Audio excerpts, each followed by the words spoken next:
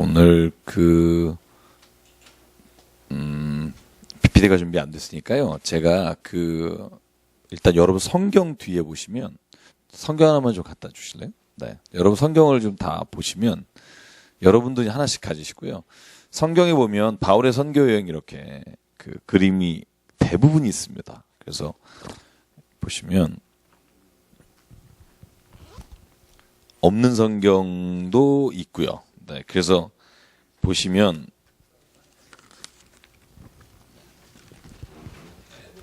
한번 찾아서 뭐 이렇게 보시면 좋을 것 같고요.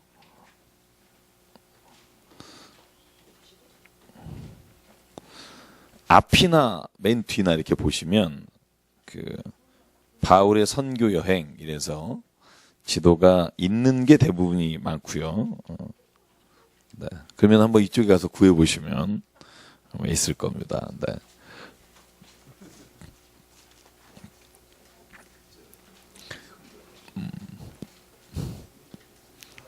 전문 용어로 이제 복불복이라고 그러는데요. 네, 있는 책을 고른. 네, 거기 있을 겁니다. 네, 네. 네. 둘이 같이 보시면 될 거예요. 네.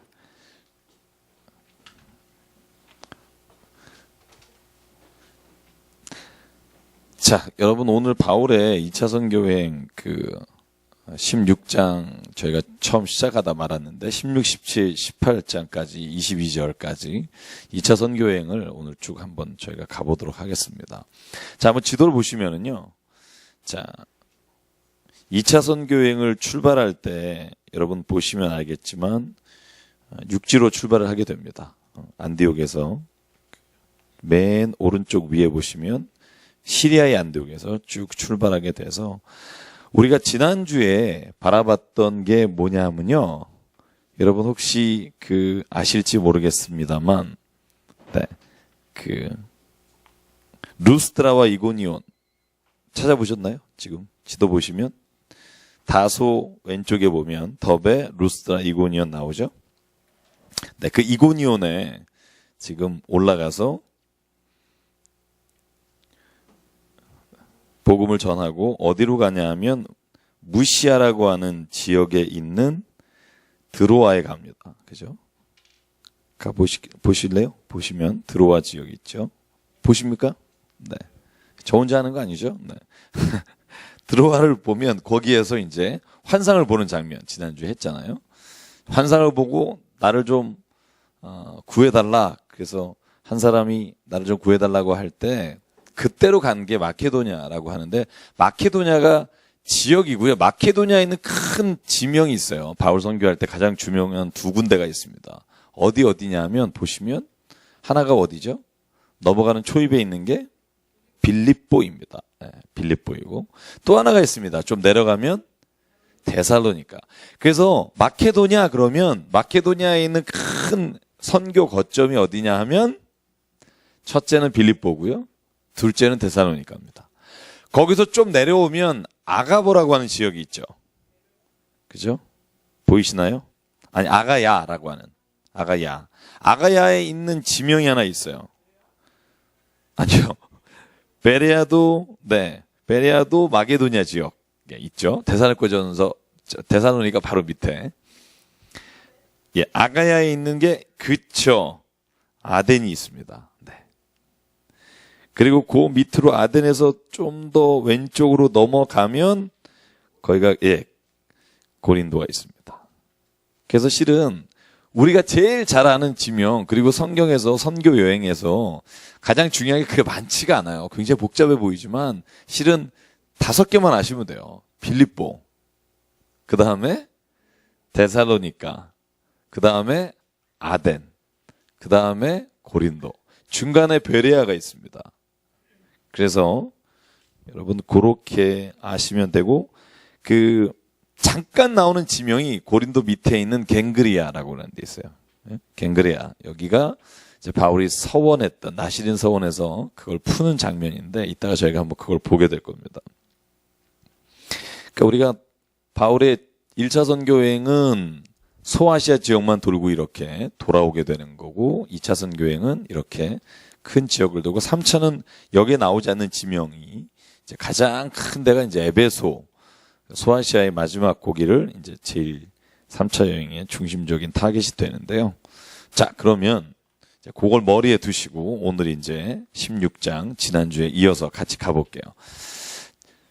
자, 오늘 현장자님 오래간만에 오셨습니다. 제주도에서 올라왔어요? 왔다 갔다. 자, 오늘 같이 한번 좀 볼게요. 제가 여기다가 그림을 아예 그리는 게 나을 것 같아요. 네네. 좀 이상하긴 합니다만 그림이 어쨌든 이렇게 돼 있고 이제 여기서 이제 이렇게 건너가서 제가 그림은 못 그립니다만 여기서 이렇게 돼서 여기 뭐 이렇게 뭐 이렇게 돼 있습니다. 그래서 좀 이상하네요. 좀 제가 오늘 좀 있을 줄 알고 연습을 좀 할 걸. 그래서 여기가 이제 지금 저희가 출발하는 시리아의 안디옥이고 지금 여기가 예루살렘이고 그래서 지도를 좀 보면서 제가 필요할 때 찍을게요. 자, 그러면 몇 절을 보냐 하면 7절입니다. 지난주에 기억하시죠? 디모데가 그죠? 그곳에서 바울과 함께 합류합니다. 그곳에서 합류한 사람이 누구누구 있다고 했죠? 선교여행에 합류했던 사람 바울과 실라가 같이 떠났고 2차 선교여행 거기서 만난 사람이 누구예요? 디모데고 그죠? 그래서 거기에서 할례를 행했다라고 말했죠. 그 갈라디아서 2장 3절에는 디도는 할례를 억지로 시키지 않았다. 그래서 제가 지난주에 비교해서 말씀드렸어요. 디모데와 디도를. 디도는 로마식 이름입니다. 그래서 디도는 헬라 사람이고 로마인이었을 것이고 디모데는 우리가 잘 아는 것처럼 어머니는 유대인이었고 아버지는 헬라인이었으나 아마 일찍 아버지가 돌아가셨을 것이다 라고 말씀을 드렸습니다. 자, 또 한 사람이 누가 있죠? 바울과 실라가 떠나서 디모데를 만났고 오늘 7절에 보면 드디어 처음 나오는 사람이 있죠. 7, 8, 9, 10절이군요. 네, 10절에 바울이 그 환상을 보았을 때 우리가 나오죠. 우리가 누구죠? 누가입니다. 여태까지는 3인칭 시점으로 가다가 여기에서 우리가라고 누가가 자기가 이제 합류한 것을 드러냅니다. 그래서 잘 보시면 사도 바울의 선교 여행에 우리라고 표현하는 문구와 3인칭으로 하는 문구들이 구별이 잘 돼 있고요. 그래서 선교 여행은 4명이 지금 떠나고 있는 겁니다. 자, 이제 아셨죠? 지난주에도 잠깐 말씀을 드렸고. 자, 7절부터 재밌는 거예요. 환상을 보는 내용입니다. 지난주에 사도 바울의 환상을 봤다 그랬죠. 원래는 비두니아라고 해서 이 드로아에서 이 북쪽으로 가려고 했다 그랬죠. 그죠? 북쪽으로 가려고 했는데 이 드로아에서 갑자기 마게도니아 사람 중에 그러니까 마게도니아 사람이니까 거기에는 누가 포함이 돼요? 빌립보하고 데살로니가 사람 누군지는 몰라요. 그 마게도니아 지역에 있는 사람이 와달라는 손짓을 하게 됩니다. 그러니까 그때 사도 바울이 그 환상을 보고 혼자서 결정하는 게 아니라 오늘 성경을 볼까요? 자, 7, 8, 90 저랑 같이 교독하겠습니다. 같이 한 목소리 읽겠습니다. 시작. 무시아 앞에 이르러 비두니아로 가고자 애쓰되 예수의 영이 허락하지 아니하시는지라. 무시아를 지나 드로아로 내려갔는데 밤의 환상이 바울에게 보임. 마게도니아 사람 하나가 서서 그에게 청하여 이르되 마게도냐로 건너와서 우리를 도우라 하거늘. 바울이 그 환상을 보았을 때 우리가 곧 마게도냐로 떠나기를 힘쓰니 이는 하나님이 저 사람들에게 복음을 전하라고 우리를 부르신 줄로 인정함이로라. 여기에 3가지 장치가 있어요. 제가 한번 주의 깊게 보니까. 자, 환상을 보기 전에 7절에 어떤 일을 경험해요? 비두니아로 갈라 그랬는데 하나님의 영이 허락하지 않아요. 그죠? 이 일이 무슨 일인지는 잘 몰라요. 근데 그쪽으로 가려고 했는데 왠지 그 일이 안 되는 거예요. 비두니아로 올라가지 못하게 되는 거예요. 그래서 원래 가려고 하다가 드로아로 가게 되는 거예요. 벌써 한번 그죠? 가려고 했던 게 꺾이면서 왜 이러지? 왜 이렇게 잘 안 되지? 이게 어떠한 이유인지는 잘 안 나옵니다만 자, 그래서 무시아를 지나 드로아로 내려갔는데 드로아에서 바울이 혼자 환상을 봐요. 마게도냐 사람들이 우리에게로 건너와서 도와달라. 그때 야, 이것 때문이구나 바울은 생각했을 거예요. 그죠? 그랬는데 사도 바울은 오늘 10절 말씀에 보면 혼자 가자라고 결정한 게 아니라 바울이 환상을 보고 우리가 마게도냐로 떠나기를 힘쓰니 이니 하나님이 저 사람들에게 복음을 전하고 우리를 부르신 줄로 인정하노라. 그죠? 자, 인정했다는 말이 뭐냐면요. 나머지 사람들이 사도 바울이 본 그 환상에 대해서 다 같은 마음을 가졌다는 거예요. 제 말이 이해가 가시죠? 네. 그러니까 여러분이 혼자 환상 봤다고 야, 나 이거 봤다. 그래서 정말 이게 하나님의 응답이다. 이렇게 섣불리 생각하는 거 굉장히 위험하다. 저에게 가끔 꿈 얘기하시는 분 있어요. 목사님, 제가 어제 꿈을 꿨는데 어느 집에 귀신이 막 들어오더니 이걸 싹 걷어가라고 하셨는데 하나님께서 이걸 이렇게 하시라는 거죠? 그렇게 얘기를 하시더라고요. 그래서 제가 그랬어요. 좀 더 기도해보고 좀 더 말씀을 읽어보고 좀 더 그것에 대해서 같이 나눌 사람들과 이야기를 나누고 결정하라. 왜냐하면 내가 혼자서 그걸 보고 결정을 내리고 혼자서 다 그걸 답을 하면 실은 하나님께서 주신 것이 하나님이 주신 건지 아니면 내 마음에 원하는 것을 그냥 내가 보게 된 건지 아니면 반대로 사탄이 내 마음에 그 마음을 준 것인지를 어느 누구도 분석해내고 분간해내기 어렵다는 거죠. 원어를 보거나 그 영어 성경을 보면 이게 좀 정확하게 나와요. 그러니까 바울이 이런 비전을 본 이후에 우리가 마게도냐로 결정을 했다 가기로. 왜냐하면 하나님께서 우리를 부르셔서 그곳에 복음을 전하게 하시겠다 하는 우리가 결론을 내었다 이렇게 돼 있어요. 그러니까 굉장히 사도 바울의 환상이라든가 성경에 나오는 환상 중에 우리가 조심해야 될 것 중에 하나가 뭐냐 하면 그것을 너무 자의적으로 해석하는 일에 익숙해 있으면 안 된다는 거죠. 자, 그리고 좀 넘어갈게요. 지난주에 고린도전서 7장 18절 여러분과 함께 찾아봤고요. 자, 그래서 11절 볼게요. 우리가 드로아에서 배를 타고 사모드게로 직행하여 이튿날 네아폴리로 가고, 네아폴리가 빌립보 들어가기 바로 전에 있는 곳입니다. 도시의 지명이고요. 자, 그리고 그곳에서 빌립보로 들어갑니다. 로마의 식민지인 빌립보에 마게도냐 첫 성인 그곳에 갔는데 기도할 것이 있을까 하고 갔는데 누구를 만나게 되죠? 여자죠. 어떤 여자죠? 루디아라는 여자입니다. 자, 오늘부터 이제 가는 여정 네 군데에 다 사람이 나와요. 제가 처음에 뭐라고 말했죠? 초대교회는 어디서 이루어졌다? 집에서 이루어졌다. 자주장사. 옛날에는요, 이 당시에는 자주가 엄청 비쌌습니다. 자주장사. 옷감이에요, 옷감. 자주 옷감. 옛날에 왜 비단이 당수 왕서방 명월이한테 반했네 이런 노래 아세요? 비다이 장수 왕서방 이런 노래 있어요. 이 비단이라고 하는 게 거의 유럽이나 이런 데 굉장한 파급을 일으켰잖아요. 실은 이 자주장사가 그만큼 굉장한 인기가 있는 품목이었고요. 그래서 루디아라고 하는 여인이 아마 부여자였을 것이다. 이렇게 추정을 합니다. 그래서 빌립보에 갔을 때 이 루디아라는 여인의 집으로 들어갑니다. 자, 13절. 안식일에 기도할 곳이 있을까 했는데 여자들이 모여 있어요. 그런데 14절. 두아디라시에 있는 자색 옷감 장사로서 하나님을 섬기는 루디아라 하는 한 여자가 말을 듣고 있을 때 주께서 그 마음을 열어주세요. 그리고 바울의 말을 따르게 돼요. 이 말은 뭐냐면 기도할 곳이 어디 있을까 할 때 루디아의 마음에 저건 내 집을 하나님께서 열라고 하시는가 보다 하고 그들을 청해서 그곳에서 기도하기 시작하는 게 빌립보 교회의 시작입니다. 여러분, 교회가 처음 간판 걸고 교회라고 생긴 게 언제일까? 건물이 지은 게. 혹시 아세요? 기독교 역사에서. 재밌어요. 굉장히 후대예요. 지금 AD 50년경이잖아요. 그죠? 언제쯤일 것 같아요?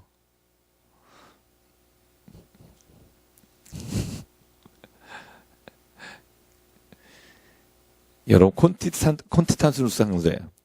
그죠? 그 황제가 327년, AD 327년에 처음으로 기독교를 로마에서 이제 인정하면서부터 세운 게 교회예요. 그때 처음으로 교회라는 건물을 세우기 시작해요. 그 전에는 교회라는 건물을 세운 적이 성경의 기록상이나 교회사의 기록이 없어요. 그런데 그 교회를 세운 곳이 어디냐? 우리가 다 알고 있는 처음 짓기 시작한 교회가 다 무덤 위에 서 있어요. 성 베드로 성당, 성 베드로 교회, 베드로의 무덤이라고 알려진 곳 위에 세워졌고요. 성 바울 교회, 바울의 무덤 위에 세워졌고요. 예수가 죽으신 그 자리에 세워진 교회. 이 세 교회가 가장 제일 먼저 지어진 교회라고 알려져 있는데요. 다 순교자의 무덤 위에 세운 게 교회입니다. 그래서 실은 사람들이 모여서 예배드리자라는 것보다 기념적 의미가 굉장히 커요. 그곳이 하나님의 사람이 순교한 곳이다 라는 곳으로 세워진 게 교회고요. 그럼 그 전까지는 어떤 교회냐? 대부분 이런 거예요. 루디아 교회. 여러분 빌립보에서 이제 루디아 집에서 전도하고 막 이러다가 이제 사건이 터져서 감옥에 가잖아요. 바울과 실라가. 그죠? 그래서 빌립보 감옥에 바울과 실라가 갔을 때 찬송과 기도로 그 문이 열렸다. 이런 기적 같은 일이 일어나잖아요. 자, 루디아란 여인이 거기에서 집을 제공했고, 여러분 다음에 지금 건너가는 것이 어디냐면 데살로니카예요. 자, 루디아는 지금 어디죠? 빌립보죠? 자, 다음에 건너가는 게 여러분 17장 보면 첫 번째 어디 지나 어디 간다? 데살로니카로 가죠.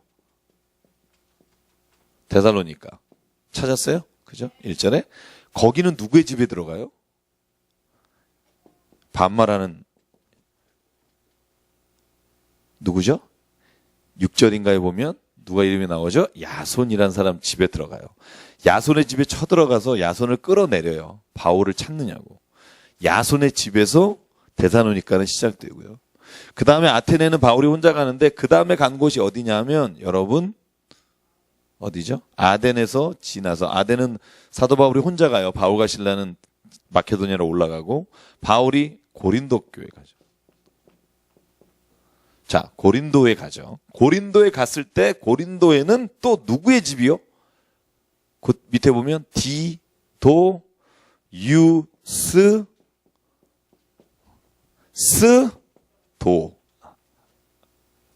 디도유스도라고 하는 사람 이 집에 들어가요. 가는 곳마다 그 다음에 여러분 그 디도유스도 아니 고린도는 브리스길라와 아굴라죠. 브리스길라와 아굴라. 네. 네. 디도유스는 어디 나와요? 성경 찾아보시면 18장에 보면 네. 디도유스도는요. 하나 둘 셋 넷 네, 7절. 거기서 옮겨 하나님의 경외하는 디도유스라는 사람의 집에 들어갔다 되어 있어요. 그러니까 실은 둘 다예요. 네. 디도유스도랑 같은 지역이에요. 브리스길라 아굴라랑 같은 고린도 교회에서 자기 집을 제공해요. 그러니까 실은 초대교회는 다 이렇게 자기 집을 자발적으로 제공한 사람 집에서 모여서 예배드리고 기도하고 찬송하고 그랬다는 걸 알 수 있어요. 근데 대부분이 집을 가졌다 하면 신분이 로마 시민이거나 잘 사는 사람입니다. 그래서 잘 사는 사람의 집을 개방했다는 거죠. 모든 사람이 들어오게 했다는 거죠. 그래서 초대교회의 예배라고 하는 것이 형식을 갖춰서 한 건 로마가 국교를 한 이유고 그 전에는 정말 가정교회예요. 그래서 요즘 가정교회로 돌아가자 이런 얘기도 굉장히 많이 하는 이유가 거기에 있는데 어쨌든 그곳에서 한번 보겠습니다. 자, 16장 맞아 보면 자, 빌립보에서 루디아 집에 왔다 갔다 하는데 그때 무슨 일이 생기냐 하면 귀신 들린 여자가 계속 쫓아와요. 17절 읽어보면 그 여자가 쫓아오면서 뭐라 그러죠? 이 사람들은 지극히 높은 하나님의 종으로서 구원의 길을 너에게 전하는 자다. 여러분 정말 귀신이 귀신같이 알아봐요. 예수님도 귀신이 알아보고 왜 나를 내쫓냐고 막 이렇게 하는 게 이 돼지떼로 가는 그 장면에 나오잖아요. 그러니까 실은 이 귀신 들린 여인이 이 사람들이 진짜 지극히 높은 하나님의 종이다 이렇게 말하니까 사도 바울의 마음이 계속 걸리는 거예요. 이 귀신을 내쫓아주고 싶은데. 그래서 여기에 보면 뭐라고 나오냐면 18절에 여러 날을 이같이 하는지라 바울이 할 수 없어서 그 여인에게서부터 귀신을 내쫓아줘요. 예수 그리스도의 이름으로 내가 명하노니 나와라. 나옵니다. 여러분 그러고 났는데 기분 나쁜 사람이 있죠. 누구냐 하면 그 여종의 점치는 것과 귀신에 들린 것으로 인해 돈을 빼먹고 살고 있는 그 흡혈귀 같은 포주 같은 사람들. 기분 나쁜 거예요. 왜냐하면 돈벌이가 뚝 떨어지니까. 그래서 오늘 바울과 실라를 데리고 가서 직사게 팹니다. 패장만큼 패요. 거기 오늘 성경에 보면 22절에 보면 옷을 찢어버리고 매로 치는지라 많이 친 후에 23절 옥에 가두고 간수에게 든든히 지키라고 명합니다. 이게 이제 바울과 실라가 감옥에 잡힌 장면이고 이때 바울과 실라가 감옥 안에서 한 게 뭐냐 하면 뭐죠? 25절 하나님께 찬송하고 기도하는 거였어요. 여러분은 감옥에 갔을 때 혹은 복음 전하다 끌려갔을 때 거기서 막 기도하고 찬송할까요? 아니면 하나님 이럴 수가 있습니까? 제가 하나님을 위해서 이렇게 열심히 했는데 이럴 수가 있습니까? 우리가 어느 쪽의 사람이 될지는 이제 들어가 봐야 알아요. 제 결론은 어느 누구도 알 수 없다. 어느 누구도 알 수 없다. 들어가서 찬송하는 가운데 어떻게 돼요? 옥문이 열려요. 실은 온 몸이 다, 자, 그 발도 차고에 든든히 채워져 있어요. 다 묶여 있는데 딱 문이 열립니다. 근데 그때 가장 난감한 사람이 누군가 하면 간수입니다. 그래서 간수가요. 자다가 깨요. 옥문들이 열린 걸 봐요. 간수가 원래 자면 안 되잖아요. 그죠? 아차 싶은 거죠.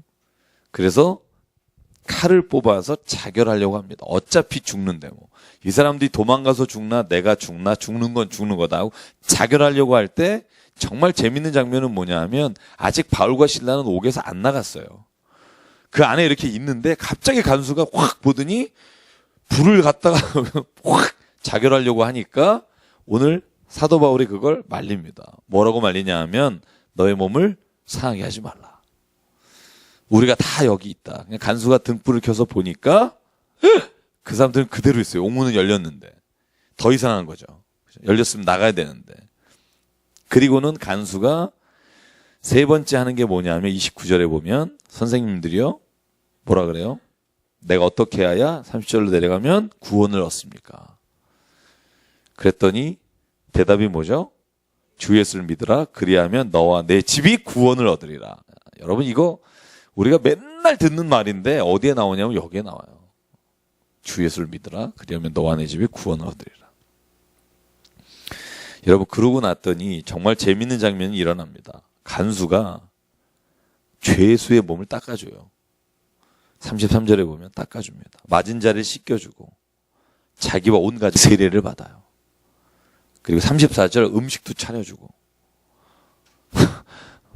그리고는 다시 손잡고 집에 가는 게 아니라 담옥으로 들어와요. 자, 잘 보세요. 옥에서 여기 있었어요? 그리고는 그 사람을 집에 데려가서 상처난 걸 닦아주고 가족이 다 세례받고 밥 먹어요. 그러면은 그 다음에 보통 이렇게 나가는 게 맞잖아요. 다시 집으로 와서 옥으로 들어가서 옥에 이렇게 다 갇혀 있어요. 그랬더니 그때 뭐가 오냐 하면 풀어주라는 공문이 와요. 잘 보실래요? 35절. 거기서 그냥 잔 거예요. 옥 안에 다시 들어와서. 이거 보면 하나님은 왜 옥문을 열었을까? 하나님은 굳이 왜 이 저녁에 옥문을 열어서 이렇게 복잡하게 상황을 만들었을까? 답은 뭐 같아요? 죄수와 그 가정을 구원하시기 위해서는. 그러니까 실은요, 바울과 실라가, 간수죠, 간수. 바울과 실라가 기도하고 찬송해서 옥문이 열려서 풀려 나온 게 아니라 옥문이 열리는 일을 통해서 하나님은 그 간수와 가정을 구원하시기 위해 그 일을 이루신 거죠. 근데 거기에 바울과 실라는 아무런 불만이 없는 거예요. 다시 감옥에 들어가서 쇠고랑 차고 있는 거예요. 그래서 이 장면 읽으면서 되게 많이 여러 가지 생각을 했던 것 같아요. 신앙에서 본질적으로 정말 우리가 기대하고 바라는 게 뭘까? 다시 감옥에 들어가서 다시 차고를 차고 있는 바울의 마음은 어떤 마음일까?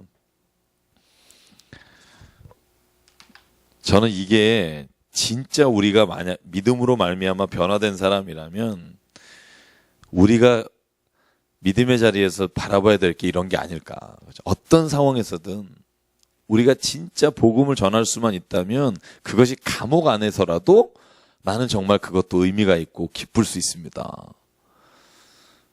우리 아침 청년들하고 성역 공부하면서 그죠? 내 삶의 어떤 자리든 그게 무슨 일이든 하나님 보시기에는 천한 일이 없고 직업도 마찬가지고 어떤 일이든 내 삶에서 그리스도의 빛이 드러날 수 있는 곳이라면 그곳이 나에게는 하나님이 보내진 선교지다. 저는 그런 믿음이 있을 때 저는 이런 용기가 있을 거라고 생각해요. 다시 감옥에 들어서 들어는 있는데 풀어주라는 공문이 내려옵니다. 그랬더니요, 사도 바울이 참 대단한 사람이에요. 우리 36절, 37절 같이 읽어볼게요. 시작. 간수가 그 말대로 바울에게 말하되 상관들이 사람을 보내어 너희를 놓으라 하였으니 이제는 나가서 평안히 가라 하거늘 바울이 이르되 로마 사람인 우리를 죄도 정하지 아니하고 공중 앞에서 때리고 옥에 가두었다가 이제는 가만히 내보내고자 하느냐 아니라 그들이 친히 와서 우리를 데리고 나가야 하리라. 굉장히 간이 크신 분이다. 간이 상당히 크시지 않으면 나가라는 것도 감지덕지 해야 되는데 니들이 패고 넣어놓고 몰래 나가라 그러냐? 니네가 와라. 그런데 이 말을 듣고 사람들이 떨어요. 왜? 로마 사람이라는 말을 듣고 다 로마의 속국들인데 로마 시민을 잘못 건드렸다는 소문이 날까봐 이내 달려옵니다. 그래서 38절 로마 사람이란 말을 듣고 두려워하여 와서 권하여 데리고 나가 그 성에서 떠나기를 청합니다. 그래서 두 사람이 옥에서 나와 루디아의 집에 다시 들어가서 형제들을 만나보고 그리고 떠나게 됩니다. 자, 이게 첫 번째, 그죠? 오늘 빌립보, 마케도냐 지역에 가서 일어난 사건입니다. 그리고 나서 가는 곳이 어디냐면 여러분 지도를 보시면 데살로니가입니다. 17장 보면 암비볼리하고 아볼로니아를 지나서 데살로니가로 갑니다. 자, 데살로니가 우리가 뭐 대충 이게 너무 여기 좁은 데가 있어야 되는데 어쨌든 이렇게 여기 데살로니가 빌립보 데살로니가 지역을 가는데 자 보실래요? 데살로니가 지역에 갔을 때 그때 새 안식일을 2절에 보면 성경을 강론합니다. 그리고 나서 예수가 그리스도라고 전합니다. 17장도 마찬가지지만 고린도에 가서도 마찬가지예요. 바울이 전하는 건 딱 하나예요. 예수가 그리스도이십니다. 제가 그래서 사도행전 시작할 때 그랬죠. 사도행전을 한마디로 요약하면 예수가 그리스도이시라는 것을 증언하는 게 선교 여행의 전부예요. 왜냐하면 유대인은 이미 하나님도 알고 있고 모든 율법도 알고 있기 때문에 전할 것 딱 하나밖에 없는 거예요. 그 메시아가 바로 예수 그리스도다. 그 얘기밖에는 전할 게 없는 거죠.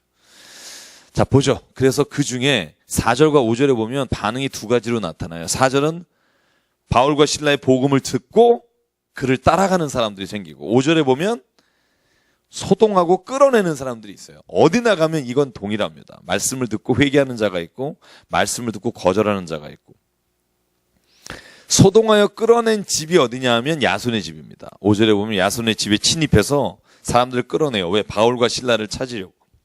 근데 그 안에 바울과 실라가 없습니다.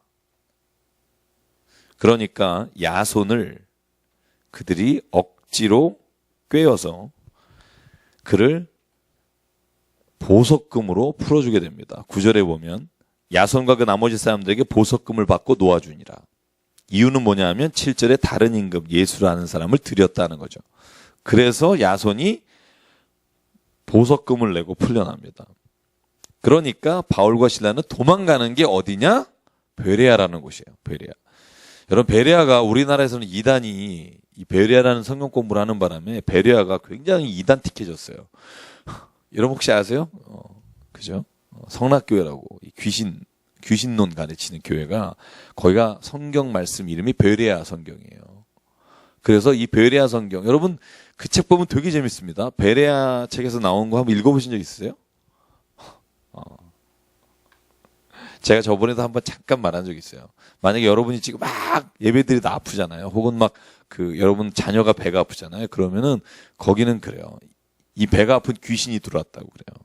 교회에서도 귀신이 들어와서 지금 이 귀신은 집안을 족보를 다 보니까 3달 전에 죽은 외숙모 귀신이 들어와서 여기 있다. 그래서 그거 나가는 기도하는 곳. 그게 그 교회가 가지고 있는 특성입니다. 그래서 거기는 모든 게 다 귀신이에요. 귀신이 들어가서 그러니까 완전히 우리나라가 가지고 있는 전통적인 무당과 샤머니즘이 이렇게 결합이 된 그래서 굉장히 많습니다. 거기도 몇만 명입니다. 이단은 한 번 뭉치면 몇만 명에서 몇십만 명이에요. 이단의 열심을 갖자. 이게 요즘 제가 가지고 있는 거예요. 열심은 그런 정도의 열심이 있어야 돼요.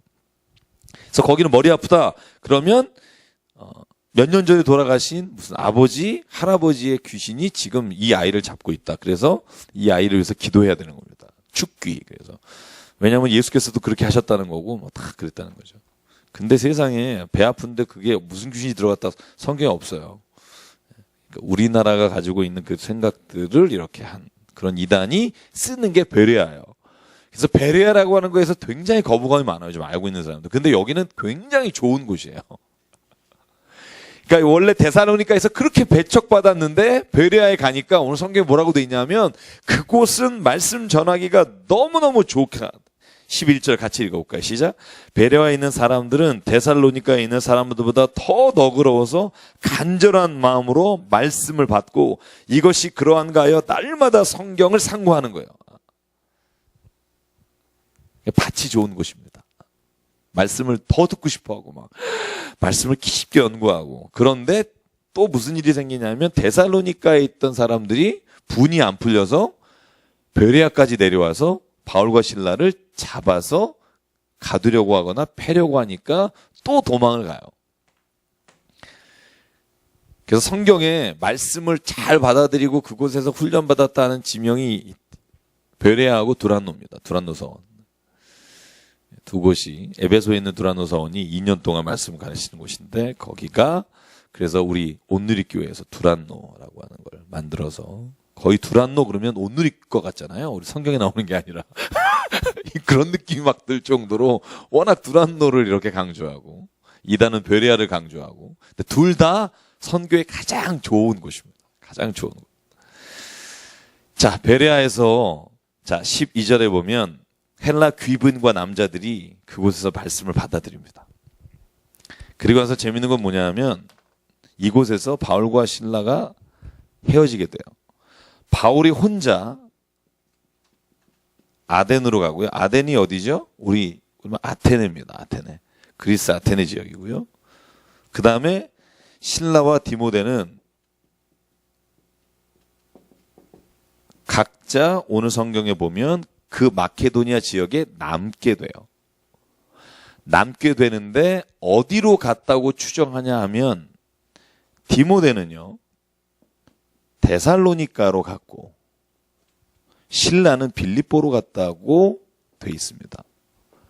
왜 데살로니가로 갔다고 하냐면 데살로니가 전서 1장과 2장에 보면 사도 바울이 데살로니가 교회에 편지하는 장면이 있는데 거기에 이렇게 돼 있어요. 내가 디모데를 통해 너희에게서 들은 소식이 너무나 기쁘다. 너희가 복음 안에서 순종하며 살고 있다는 이야기를 들으니까 내가 너무 행복하다 하면서 시작하는 게 데살로니가 전서예요.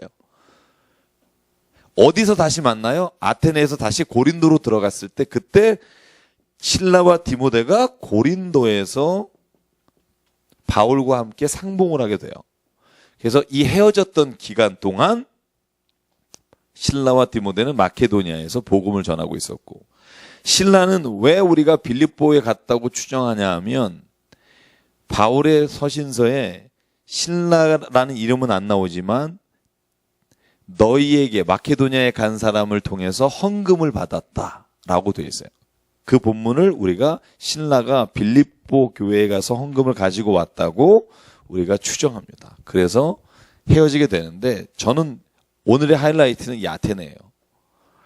저는 사도 바울의 하이라이트는 아테네. 여러분 읽으면서 이 아테네에서 바울의 설교를 한번 읽어보셨나요? 꼼꼼히. 읽으실 때 이렇게 큰 느낌이 없었을 수도 있어요. 왜냐하면 설교가 너무 비슷하니까. 근데 이걸 아테네라고 하는 상황하고 해서 읽으면 저하고 읽으면 달라지실 거예요. 그러니까 우리가 말씀을 같이 읽으러 오겠죠. 그죠? 자, 아테네 갔습니다. 오늘 볼게요. 본문에 15절. 바울이 인도하는 사람들을 아텐까지 데리고 갔습니다. 16절. 바울이 아덴에서 그들을 기다리다가 그 성에 우상이 가득한 걸 보고 마음이 격분해요. 자, 아테네라고 하는 곳이 어떤 곳이에요?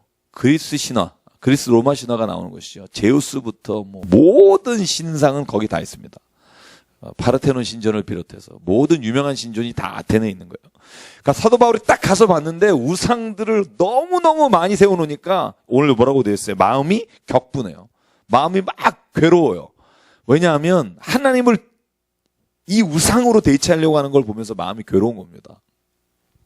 그러다가 신전 다 둘러봤는데 별의별 신전이 있는데 그중에 가장 바울의 마음이 아팠던 신전이 뭐예요? 뭐죠? 그죠? 그 신전의 이름이 이렇게 돼 있어요. 알지 못하는 신에게라는 신전이 있는 거예요. 그러니까 하다 바다의 신, 산의 신, 다 신이 있는데 우리가 알지 못하는 신에게라는 신전이 지어 있는 걸 보고 사도 바울이 이렇게 격분하는 거죠. 너희가 하나님을 모르느냐?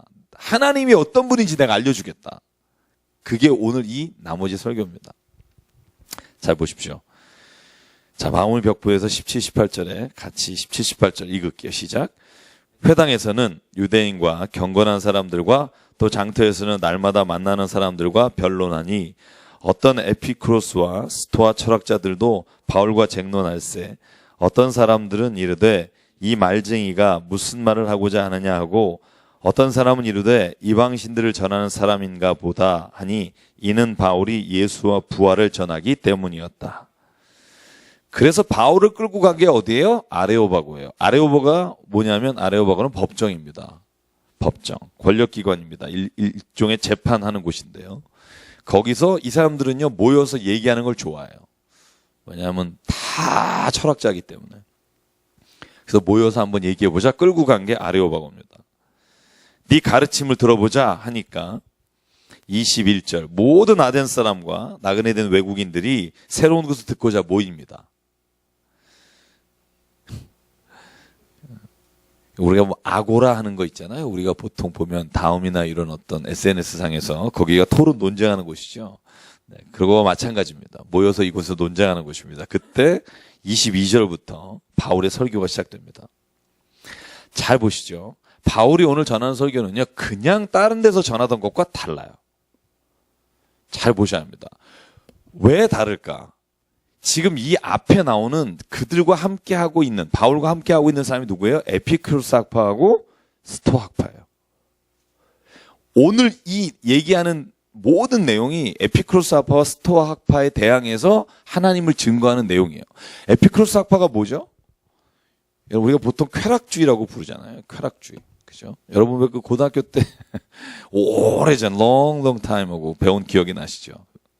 에피크로스 학파는 쾌락 학파다. 근데 여러분 이 쾌락이라는 게 즐기며 살자가 아니에요. 인간의 가장 쾌락, 가장 즐거움이 어디서부터 오는가? 육체적인 것을 통해서 오는 게 아니라 정신적인 것에서 온다는 결론이에요. 그래서 에픽파네스라고 해서 마음의 평안이 어디서부터 오는가? 이게 에피크로스 학파가 가지고 있는 궁극의 목적이에요. 모든 내 안에 가장 즐거움이 어디서부터 오는가? 밖에 외부로부터 오는 게 아니라 내 마음의 평안으로부터 온다. 그래서 원래 쾌락주의라고 이름 붙인 게 잘못 붙였다고 철학자들이 말해요.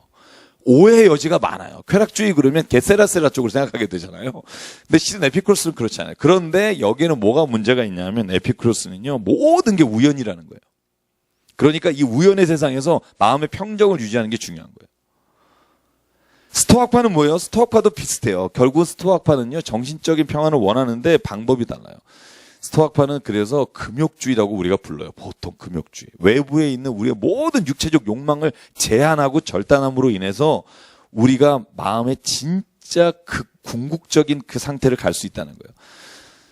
그래서 이 스토아파가 가지고 있는 게 범신론이거든요. 모든 것이 신인 거예요. 모든 것이 신인 거예요. 그 안에는 신이 있는 거예요. 범신론. 여러분, 바울이요. 유대교 율법에만 능통한 자가 아닙니다. 이걸 우리가 알 수 있는 대목이 바로 이 아테네 설교예요.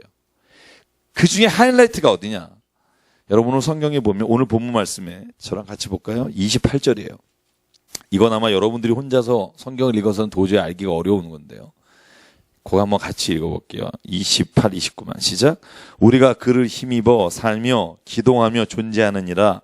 너희 시인 중 어떤 사람들의 말과 같이 우리가 그의 소생이라 하니 이와 같이 하나님의 소생이 되었음즉 하나님을 금이나 은이나 돌에다 사람의 기술과 고안으로 새긴 것들과 같이 여길 것이 아니니라. 자, 이 말이 왜 기가 막힌 사도 바울의 지식을 보여주냐면요. 여기에 너희 시인 중 어떤 한 사람의 말이 누군 줄 아세요? 모르실 겁니다.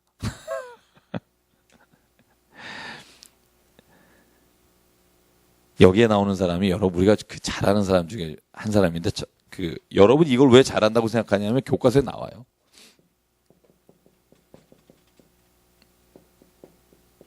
여러분 이 사람 들어본 적 있어요? 네. 에피메니데스라는 사람. 이 사람이 유명한 건 딱 하나. 여러분 이거 얘기하면 알아요. 크레타섬에서 이 에피메니데스가 이렇게 외치죠. 모든 크레타인은 거짓말이죠. 거짓말쟁이다. 그죠? 그 말한 사람이. 근데 이 말이 왜 유명해졌냐면 이 사람도 크레타 출신 사람이에요. 근데 제가 서울 출신인데 제가 올라가서 그러는 거예요. 산에서. 서울 사람 모든 사람이 거짓말쟁이다. 그러면 내가 거짓말쟁이잖아요. 그럼 그 말이 사실일까 거짓말일까? 이걸 에피메니데스 논쟁이라 그래요. 근데 여기에 어느 시인이, 이 사람이 철학자이기 전에 약간 시인이에요. 57년 동안 잠자다 일어나고 막 이런 에피소드가 굉장히 많은 철학자인데 이 사람이 쓴 시가 사행구로 된 시 중에 크레타 사람들은 거짓말장이다라는 시가 있어요. 그걸 지금 사도 바울이 인용해서 하는데 그 인용구 중에 하나가 뭐냐면 크레타 사람 쓰라면 거짓말이다가 아니라 바울이 이 네 행시 중에 인용한 게 그 앞에 말이에요. 우리가 하나님을 힘입어 살며 기동하며 존재하느니라. 이 말을 에피메니데스가 한 말이에요. 제가 그 전문을 읽어드릴게요. 에피메니데스가 한 사행시의 전문입니다. 잘 들어보십시오. 그들은 당신의 무덤을 만들었나이다. 오 거룩하고 높으시니요. 크레타 사람들은 거짓말만 하고 몹쓸 짐승이며 게으른 식충입니다. 그러나 당신은 죽지 않으셨습니다. 당신은 영원히 사십니다. 왜냐하면 당신 안에서 우리가 숨쉬고 움직이며 살아가기 때문입니다. 이 말이 바울이 오늘 인용한 그 말이 이 에피메니데스의 말을 그대로 인용한 인용구입니다. 그러니까 실제로 에피메니데스가 크레타 사람들이 신앙심 없는 것을 보고 이 신앙심 없는 것에 대해서 사행시로 만든 게 크레타 사람들은 다 거짓말장애입니다. 우리는 당신 안에서 똑같은 단어예요. 살며 기동하며 존재합니다. 실은요, 오늘 사도 바울이 아테네에서 전한 말씀은 뭐냐면 거기에는 에피크로스 학파나 스토 학파가 가지고 있던 무신론 혹은 범신론 혹은 하나님을 인정하지 않는 말에 대해서 그 전반부에 뭐라고 말해요? 하나님이 어떤 분인지 아느냐? 하나님은 천지를 만드신 분이다. 너와 우리에게 호흡을 주신 분이다. 오늘 우리 모든 인류의 조상은 한 사람이다. 오늘 보면 27절에 사람으로 하나님을 더듬어 찾아 발견하게 하려 하는 것이다. 우리 각 사람에게서 멀리 계시지 않는 분이다. 여러분 이 말은요 하나하나가 다 제가 푼 건 아니고요. 주석서에 보면 창조주 하나님을 부인하는 에피크로스 학파의 우연에 대한 것으로 하나님은 창조주 하나님이시다. 범신론자인 스토 학파를 향해서 하나님은 한 분이시고 그분은 우리를 창조하신 분이시다. 그리고 그 당시에 하나님을 인정 안 한 사람들에게 하나님께서는 멀리 계시는 분만이 아니라 가까이 계신 분이다. 여러분 이걸요 우리가 왜 신론이라 그러잖아요. 하나님은 어떤 분일까 할 때 가장 기초적으로 배우는 게 이 바울의 설교입니다. 하나님 어떤 분이시냐. 창조에서 따로 떼어놓은 존재가 아니라 창조하시고 우리와 함께 하시고 우리를 살게 하시고 우리로 하여금 움직이게 하시고 우리를 존재하게 하는 분이다. 이것보다 더 하나님에 대해서 잘 설명한 부분이 없다고 생각해요. 그리고는 사람들이 이렇게 고개를 질 쯤에 너희가 잘 아는 사람이 있지 않니? 시인 중에 한 사람이 한 말 중에 그 사람도 이 말을 했다 하면서 아테네 사람들이 너무나 잘 아는 그 유명한 에피페니데스의 말을 합니다.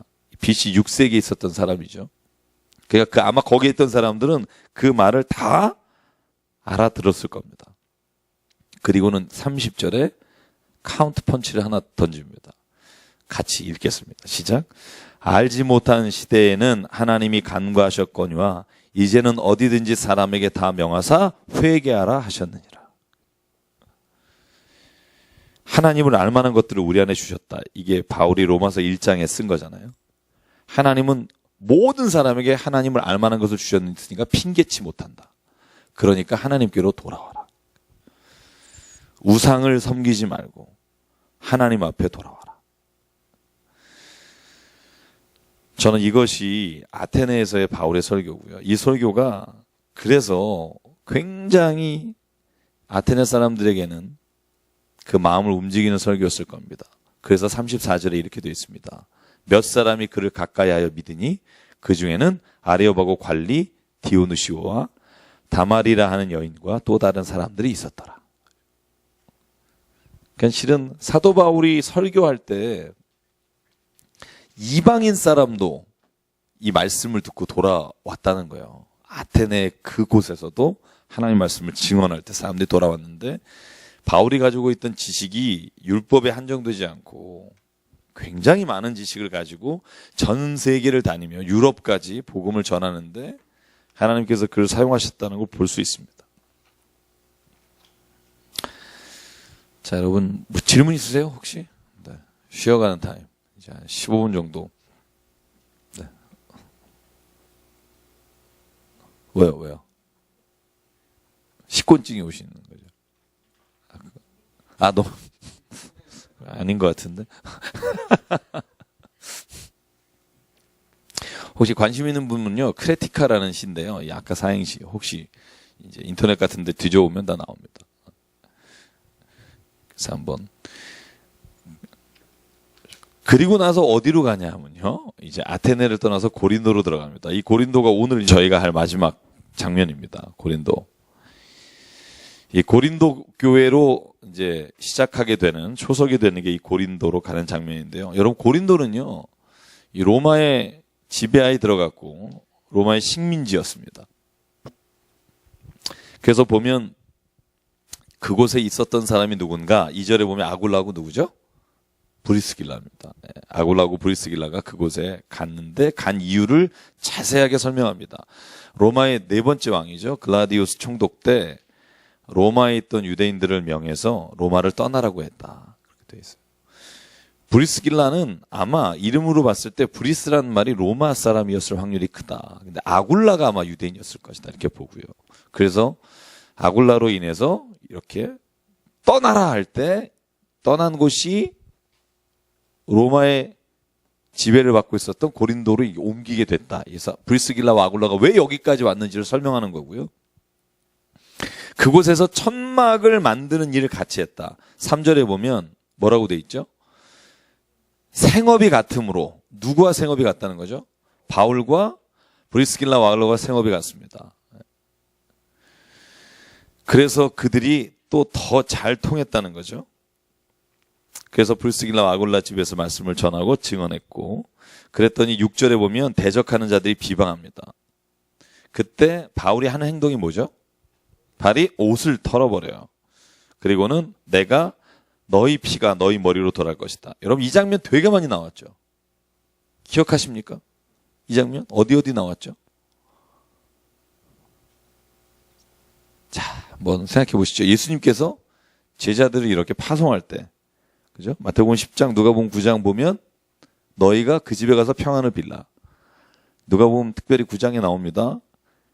평안을 빌었는데 받지 않으면 흙을 털어라. 이 발에 흙을 털라는 말은 뭐냐면 이 집이 구원 못 받거나 이 집이 저주받는 건 나와 상관이 없다. 나는 전할 걸 전했다 하는 거예요. 사도행전 13장에도 나와요. 첫 번째 사도 바울이 여러분 13장 51절 BCD 안디옥에 갔을 때 이와 같이 배척당하는 일을 당할 때 거기서 발에 먼지를 털어요.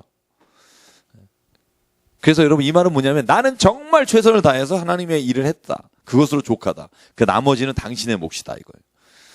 그래서 제가 늘 말하죠. 전도는 내가 하는 게 아니라 나는 전하는 것 가지고 그 다음에는 그 사람의 마음이 어떻게 되느냐는 그 사람에게 달려있다 하는 거고요. 누가복음 9장 5절 똑같이 나옵니다. 자, 그리고 나서 7절에 보면 하나님을 경외한 디도 유스도라고 하는 사람 집에 들어갑니다. 그 집은 회당 옆에 있었고요. 회당장 그리스도버가 바울의 말씀을 듣고 주님을 믿게 됩니다. 세례를 받습니다. 난리가 난 거죠. 회당장이 누구예요?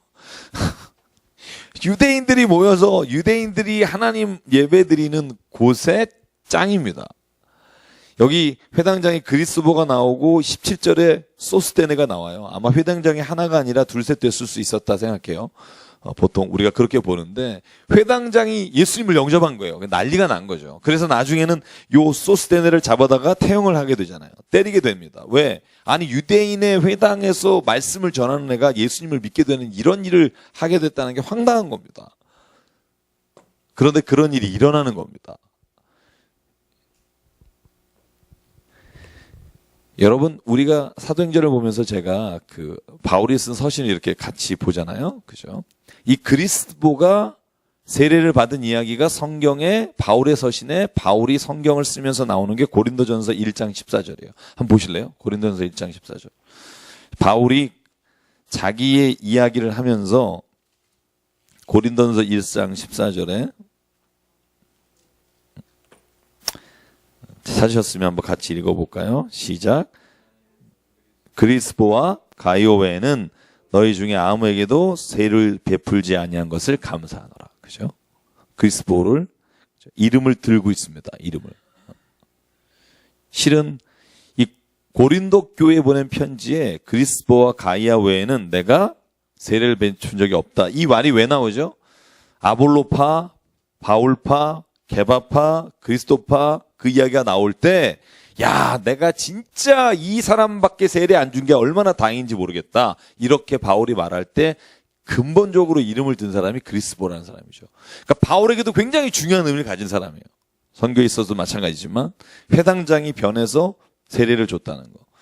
그래서 사도행전은 어떻게 보면 누가의 객관적 기록이고 고린도전서는 사도 바울이 고린도 교회를 쓴 편지이기 때문에 이 두 가지를 비교해 보면 더 마음에 와닿는 것과 깨닫는 것이 많다고 했는데 그 다음 절도 마찬가지예요.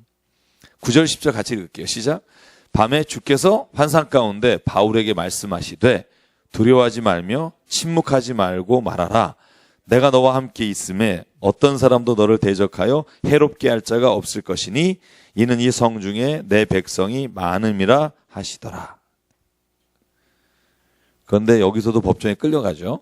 잘 보시면 고린도전서 2장 3절에 보면 사도 바울이 고린도 교회 편지하면서 이런 말이 있어요.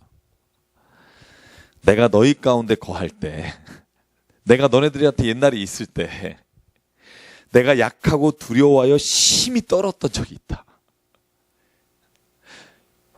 바울이 이런 고백을 고린도 교회 편지를 쓸 때 하고요. 오늘 성경에 보면 뭐라고 돼 있냐면 그때 주께서 내게 나타나셔서 말씀하시기를 두려워하지 말라.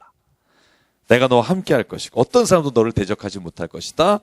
하나님께서 오늘 말씀해 주는 장면을 사도행전에 오늘 18장에 기록하고 있습니다.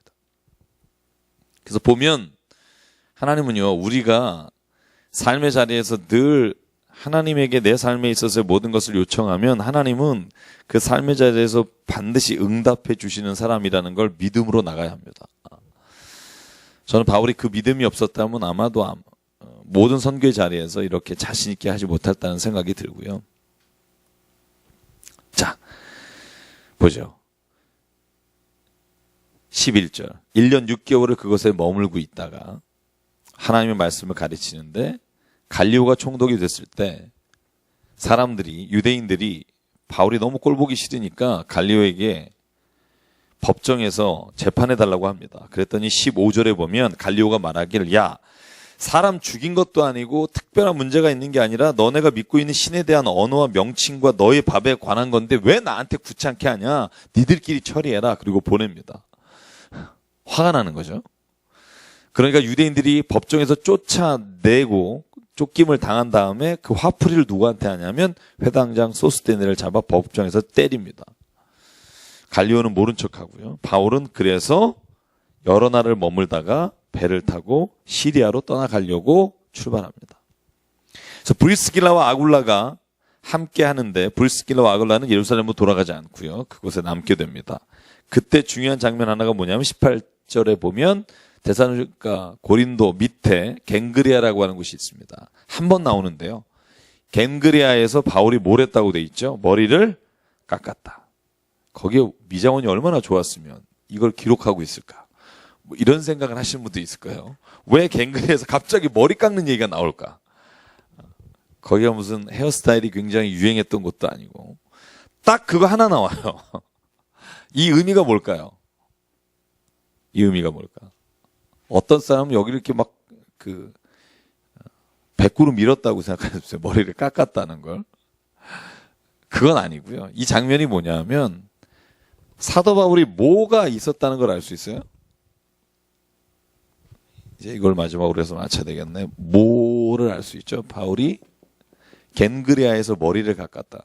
머리를 깎는다는 말이 굉장히 성경에 자주 나오는 말이 아니고요. 삼손이 참 많이 나오죠. 이 머리 깎는 것 때문에 굉장히 에피소드가 많잖아요. 힘이 어디서 나와? 막 이런 거 계속, 그죠? 드릴라가 물어보게 되는데, 자, 바울이 겐그리아에서 머리를 잘랐다. 이 굉장히 중요한 의미 중에 하나입니다. 바울이 이유는 우리가 설명이 안 돼 있지만 하나님 앞에 서원했다는 걸 알 수 있어요. 선교 여행을 떠날 때였든지 잘 알 수 없지만 하나님 내가 나시린으로 살겠습니다. 여러분 나시린이 뭐죠? 그렇죠. 구별된 자입니다. 보통 레위 지파만 하나님의 성막에서 일할 수 있고 하나님의 일을 할 수 있는데 레위 지파가 아닌 자도 서원했을 때 서원하는 기간 동안 나시린으로 일할 수 있는 일들도 있고 그 외에 사무엘을 하나님께 엄마가 바쳤죠. 나시린으로. 나시린은 민수기 6장 6절에서 9절에 보면 나시린이 지켜야 될 것이 세 가지가 있어요. 내가 지금 자기가 정하는 거예요. 하나님 앞에 오늘부터 1년 아니면 오늘부터 언제까지 하나님 내가 주님 앞에 깨끗하게 살겠습니다. 내가 서원합니다. 그러면 나시린으로 내가 사는 때 세 가지를 지켜라. 첫 번째가 뭐냐 하면 뭐죠? 머리를 깎지 마는 거죠. 예, 머리를 깎지 마. 기르는 거예요. 왜? 외모에 신경 쓰지 말고 온전히 하나님께 집중하라는 의미도 있고 여러 가지 의미가 있습니다만 머리를 깎지 않습니다. 삼손처럼 힘쓰려고 그런 건 아니고요. 두 번째는요. 포도주를 멀리하라는 거예요. 포도주 멀리. 민수기 6장 6절부터 9절에 뭐라고 돼 있냐면 1절부터 9절 정확히 말하면 뭐라고 돼 있냐면 포도주만 먹는 게 아니라 생포도도 먹지 말며 포도 씨도 먹지 말며 포도 껍질도 먹지 말며 아무것도 먹지 말아야 돼요. 나를 취하게 할 만한 어떤 것도 먹지 말라고 돼 있어요.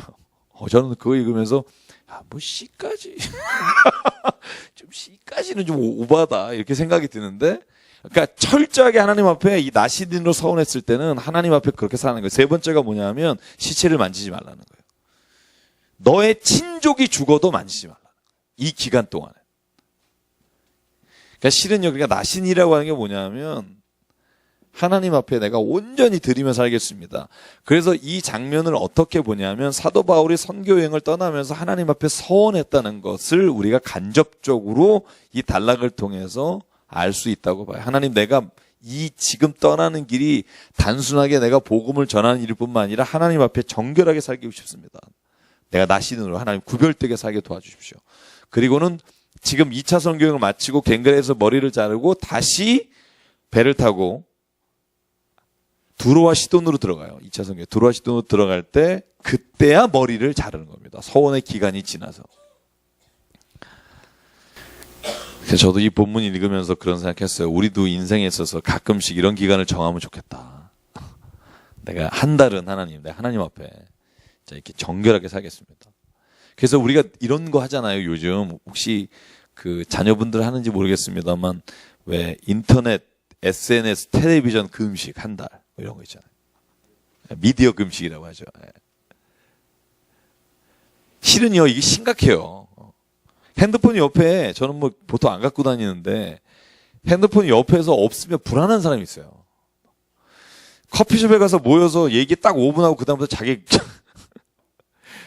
뭐, 어느 텔레비전 방송 보니까 그러더라고요. 같이 딱 모이면 친구들이랑 이렇게 딱 막 얘기하고 음식 딱 나오면 음식 나오는 순간 먹는 게 아니라 그때부터 잠깐 손대지 말고 사진 찍는데요. 사진을 막 찍고 그 다음에 먹으면서 대화하는 게 아니라 먹으면서 자기 사진 올린 거에 댓글 단 거를 쫙 보면서 왜 만났는지도 모르겠고 실제로 만나서 얘기를 5분 이상 안 한다는 거예요. 댓글 보고 하하하 뭐 내가 이렇게 올렸는데 야야 이렇게 그러면서 실은 우리가 대화가 없어지는 거죠. 가족 간에도 마찬가지고. 그래서 저희 아이하고 지금 저도 집에 들어가면 핸드폰을 한 장소에 이렇게 딱 같이 두자. 전화가 울리면 받고 그 외에 보지 말자. 그냥 말만 하고 있어요. 이게 계속 붙잡고 있게 되는 거예요. 왜냐하면 또 답장이 늦으면 또 약간 또 기분 나빠하시는 분이 있어요. 왜 답장 안 하냐. 뭐 이렇게 보통 얘기하시는 분이 있어요. 그래서 저는 사도 바울이 어떤 의미에서 서운했는지 성경에 안 나오지만 저는 우리의 인생에 있어서 그런 기간들이 있는 게 참 좋은 것 같다 생각해요. 왜냐하면 나로 하여금 내 자신이 하나님 앞에서 정결한 모습으로 바라볼 수 있게 하는 거죠. 그리고 다시 한번 내가 무엇인가 인생이 잘못된 게 어떤 것인가를 볼 수 있게 되는 거죠. 그래서 오늘 본문을 보면서 우리 인생에서도 그런 것들을 좀 가족이 기간을 정해서 하면 좋겠다라는 생각을 하게 됩니다. 그래서 오늘 갱갈에서 머리를 감고 에베소에서 머물렀다가 다시 올라가게 됩니다. 가이사랴에 상륙해서 안디옥으로 올라가는 장면. 그래서 22절까지가 2차 선교 여행의 끝이고 바로 23절에 3차 여행이 시작됩니다. 중간에 숨도 안 쉬어요. 물론 무슨 일이 있었겠지만 바로 얼마 있다가 또 떠나는 게 이제 3차 여행입니다. 이 3차 여행이 21장 16절까지 계속됩니다. 21장 16절까지. 다시 돌아오는 게 두로아시돈이군요. 여기는 가이사랴로 가게 되고. 자, 그래서 사도 바울은요, 2차 선교 여행의 첫 유럽에 첫 발을 내딛게 되는 장면들하고, 그 다음에 사도 바울이 복음을 전하고 말씀을 전하면서 얼마나 뜨겁게 정말 그곳에서 역사하는 일이 일어났는지를 보면 성경을 읽으면서 막 이렇게 저의 마음도 좀 뜨거워졌으면 좋겠고요. 자, 우리 같이 질문 있으면 질문해 보죠. 지금 이제 혹시 있으세요? 제가 맨날 질문을 안 받았더니 혹시 읽다가 뭐 제가 한 3, 4번, 10번 읽고 오신 분도 있는데 혹시 네네.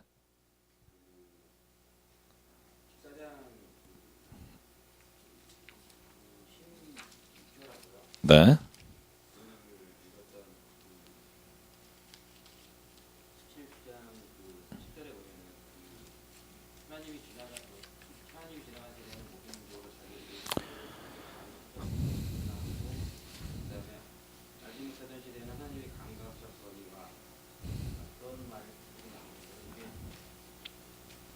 음.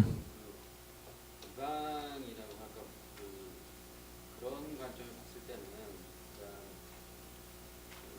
모든 다 같은 자녀들인데 유대인이 봤을 때는 이방인 분들은 좀 다들 보고 계셨다는 뜻이 아닌가라는 생각이 들더라고요. 그렇죠. 네. 네. 실은 사도 바울이 이제 로마서 1장에 그 이야기를 자세히 좀 얘기해요. 그러니까 실은 하나님을 거절하는 사람들, 또는 하나님 내가 욕심대로, 내가 육정대로, 정욕대로 살려고 하나님을 인정하지 않는 사람들 내버려 두셨다. 실제로.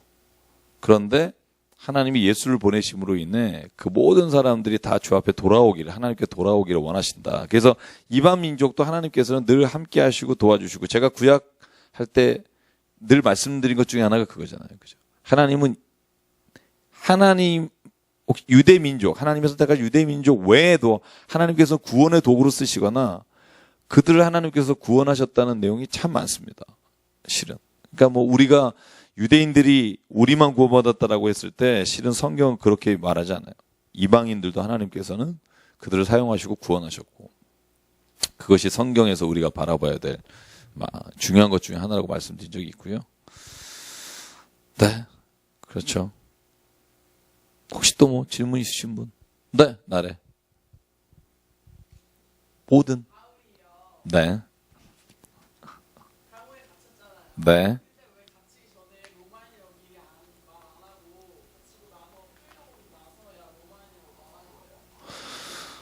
실은 아마 여기에 안 나오지만 뭐 정황상 봤을 때 로마인이라고 말할 만한 여유조차도 없었던 것 같아요. 왜냐하면 바로 잡아다가 끌어서 패고 넣어버렸으니까 이 재판의 과정을 거쳤으면 예를 들면 내가 이렇게 이런 사람이다라고 말할 기회가 있었을 텐데 여기 성경에 보면 사도 바울이 그렇게 법정에서 이렇게 말하고 이런 과정들에 대해서 생략돼 있어요. 이렇게 보시면 알겠지만 19절에 보면 바울과 실라를 붙잡아서 장토로 끌고 가서 거기서 상관들 앞에 데리고 가서 요란하게 했다라고 말하고 로마 사람인 우리가 받지도 못하고 행하지도 못할 풍속을 전한다 하면서 일제히 옷을 벗어 찢고 바로 넣어버려요. 그러니까 실은 아마 그런 것 같아요. 왜냐하면 로마 사람인 우리도 받지 못하는 풍속을 전한다라고 했을 때 바울이 로마인이라는 생각을 못한 거죠. 그런 게 아닐까 제 혼자 생각엔. 아주 열심히 읽어요. 네. 자, 시간상 한 명만 더 혹시 뭐든 좋습니다. 네. 성경을 좀 씹어가면서 이렇게 좀 질문하시면. 네. 혹시 이철 집사님? 오늘은 그죠? 오늘 본문에선 네, 그렇게 특별히 말씀. 네. 네. 해결됐어요?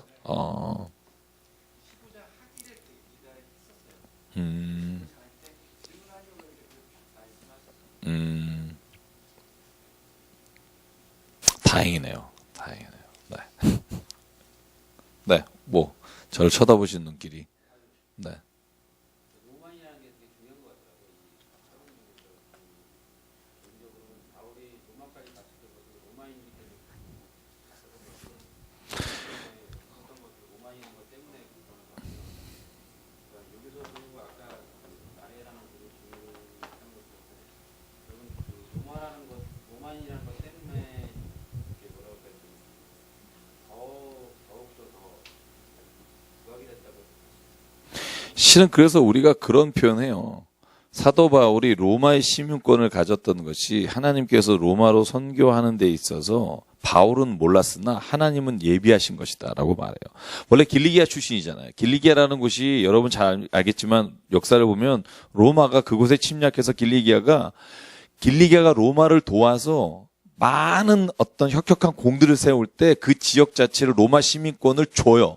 그러니까 실은 이 다소 지역 북쪽 있잖아요. 여기가 길리기아 지역이에요. 우리가 왜 제가 말씀드렸죠. 지역이 있고 지명이 있는데 지역이 그 길리기아에 들어가요. 그래서 여러분 지도를 보시면 그 다소라는 곳이 로마로부터 공을 세운 사람이나 로마에서 로마 시민권을 부여한 도시예요. 그 도시에 있는 사람들이요. 네. 그러다 보니까 실제로는 어떤 걸 알 수 있냐면 바울도 디아스포라는 걸 알 수 있어요. 바울이 다소 출신. 그러니까 아버지가 다소 사람이었는지 아니면 바울이 그곳에 태어나서 왔는지는 정확히 안 나오지만 바울도 디아스포라 사람입니다.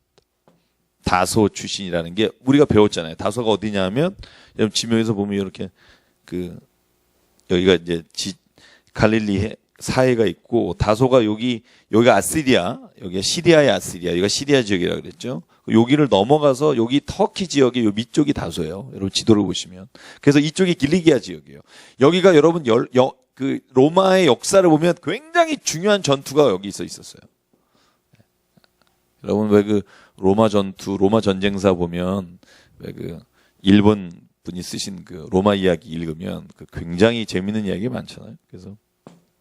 그래서 실은 바울이 자기가 태어날 때 하나님하고 상의하고 태어났겠어요? 내가 로마 시민권을 얻겠습니다. 그러니까 실제로 그래서 하나님이 이렇게 예비하신 일들이 우리 인생에서 나중에 보면 이렇게 궤를 짜맞춘 것처럼 이게 내가 이런 것 때문에 하나님이 나를 이렇게 하셨구나라고 고백하게 되는 게 있는 것 같아요. 네. 저도 가만히 보면 그런 생각해요. 목사의 아들로 태어난 게 때로는 내가 어렸을 땐 정말 세상에서 제일 싫은 게 그거였거든요. 저는 고등학교 때까지 제가 고등학교 1학년 때 담임선생님이 교련선생님이었는데 늘 수업 시간에 출석 부를 때 전기철이라고 안 하고요. 전 목사 그러면 네 하고 대답해야 됐어요. 교회 안 다니시는데 늘 저를 너무 좋아하셨어요. 근데 나는 그게 너무 싫었어요. 그러니까 전 목사 하는 순간 나는 모든 악한 일을 못하게 되는 거예요. 담배 핀다 술 마실다 할 때 어디 낄 수도 없고 그 교련 선생님 돌아가실 때 진짜 많이 울었어요. 근데 늘 그래서 저는 전 목사로 그때 고등학교 때는 모든 사람들에게 알려져서 교무실에서 특성할 때도 저는 늘 가야 되고, 왜냐면 모든 선생님들이 전 목사라는 걸 알았기 때문에. 그래서 저는 세상에서 제일 싫었던 게 그거였던 것 같아요. 근데 지금 돌이켜보면 제가 목회를 할 때 아버님이 목사님이셨다는 게 참 많이 제가 이렇게 간접적으로 직접적으로 도움이 되는 게 많은 것 같아요. 아버지가 하셨던 모습 보면서 이런 것들이 아버지가 좀 힘드셨지, 이것 때문에 굉장히 어려움 겪으셨지, 이런 것들을 보면서 나는 이렇게 해야겠다, 이렇게 해야겠다. 뭐 제가 태어나서 하나님께 건의해서 태어났던 건 아니니까. 근데 돌이켜 보면 그런 모든 것들이 내 삶에 있는 것 같아요. 이렇게 돌이켜 보면 여러분도 아마 있을 것 같아요. 인생을 살아가면서 그걸 내가 하나님께서 나에게 준비시키셨구나, 그런 것들. 실은 요번 주 한 주간 우리가 돕는 12개 기관 중에 내가 아침에도 잠깐만 어떤 분에게 얘기했지만 지금 어려움 당하는 데가 많아요. 그래서 지금 저는 내심 헌금을 좀 하고 선교했으면 좋겠다는 생각을 하는데요. 저희가 돕는 인천에 있는 노숙자 예수사랑교회가 지금 그 임시 건물을 쓰고 있는데 거기가 이제 경매로 넘어가서 다음 달에 이제 나가야 된다고 저한테 연락이 왔고요. 저기 뒤에 붙여놓은 우리 섬선교 저희가 후원하는 매달 저기가 방주호라고 해서요. 우리나라에 있는 섬을 배 8척의 목사님이 주일마다 1명 있는 곳, 2명 있는 곳, 10명 있는 곳, 60명 있는 곳 해서 이 8대가 돌아요. 그래서 저희가 그 섬선교회를 후원하는데 저기 또 엔진 하나가 고장나서 좀 후원해 주십사 하는 게 왔고요. 가끔 그런 말씀을 들으면 주님, 저희 교회가 좀 재정이 풍성해서 정말 돕고도 남음이 없으면 좋겠다, 이런 생각들을 하는데 정말 막상 돈이 많아지면 딴 생각할까봐 하나님이 정말 딱딱 주시는 것 같아요. 이렇게 필요한 것마다 채우시는 것 같고. 그래서 저희가 그런 기도를 좀 했으면 좋겠어요. 이 시간 좀 마무리하면서 저희가 하나님, 저희가 진짜 크게 돕지 못하지만 매번 돕고 있는 이 선교회 단체들을 통해서 하나님께서 정말 좀 일해 주십시오. 우리가 결국 선교가 우리의 삶의 자리에서 우리와 가까이 있는 사람들부터 저희가 해야 되는 거라고 믿고요. 그래서 오늘 마무리 지면서 같이 기도했으면 좋겠습니다.